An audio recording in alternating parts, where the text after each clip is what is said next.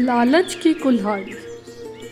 बहुत समय पहले एक घने जंगल के किनारे दो घनिष्ठ मित्र रहते थे, राघव और भोला।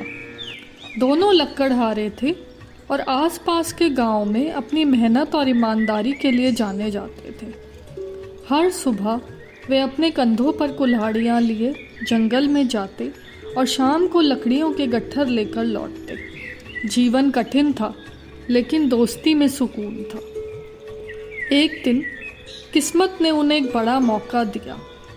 एक अमीर व्यापारी गांव में आया जो एक राजमहल के लिए दुर्लभ लकड़ी खरीदना चाहता था। उसने ऐसी लकड़ी के लिए बड़ी रकम देने का वादा किया जो जंगल के सबसे गहरे हिस्से में मिलती थी। रास्ता खतरनाक था, लेकिन इनाम बहुत बड़ा।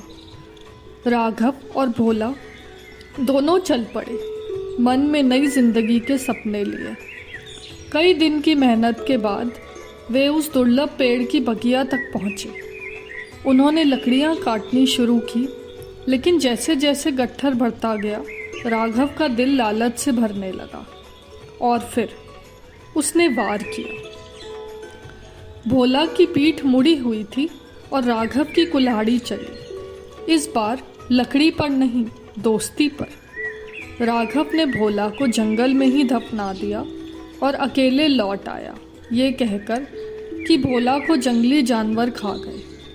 उसने व्यापारी से सारे पैसे लिए, बड़ा घर बनाया, शादी की और अमीर बन गया। लेकिन चैन उसे भी कभी ना मिला। कुछ महीने बाद उसकी पत्नी ने एक बेटे को जन्म दिया, जिसका नाम था आरव। जन्म से ही वह बच्चा बीमार रहने लगा। ना तो कोई वैद्य, ना हकीम, ना कोई दुआ, कुछ भी असर नहीं किया। राघव ने अपनी पूरी दौलत बेटे के इलाज में खर्च कर दी, पर आरव की हालत साल दर साल बिगड़ती रही। धीरे धीरे घर की रौनक चली गई, नौकर चले गए, ज़मीन बिक गई। कभी जिसने खून से कमाई की थी, वह सब अब औषधियों में बह गया। और फिर आरव के 15वें जन्मदिन पर एक चमत्कार हुआ। वे एकदम स्वस्थ होकर उठा। उसकी आंखों में एक गहरी चमक थी। वह सीधा अपने पिता के पास गया, जो अब थका हारा, बूढ़ा और पछतावे में डूबा हुआ था। आरव ने उसकी आंखों में देखा और कहा, तुझे याद है जंगल राघव? तुझे याद है भोला? राघव का दिल धड़कना बंद कर गया। वह कुछ बोल नहीं पाया। मुझे वो ठंडी ज़मीन याद है, आरव ने धीरे से कहा। मुझे तेरी कुल्हाड़ी याद है। राघव की आंखों से आंसू बहने लगे। वह घुटनों पर गिर पड़ा। भोला, क्या सच में तू? आरव, जो कि फिर से जन्मा भोला था, उसने सिर हिलाया। मैं तुझसे बदला लेने नहीं आया। जिंदगी ने तुझे वो दिया जो तुझे मिलना था। मैं सिर्फ याद दिलाने आया हूँ। खून से कमाई गई दौलत कभी नहीं टिकती।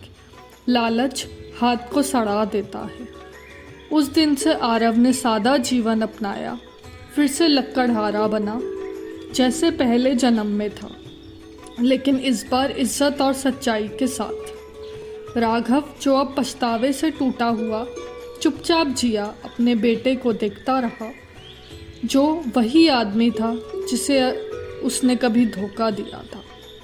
और उस जंगल में हवा अब भी पेड़ों के बीच सरसराती रही, जैसे उसे सब कुछ याद हो।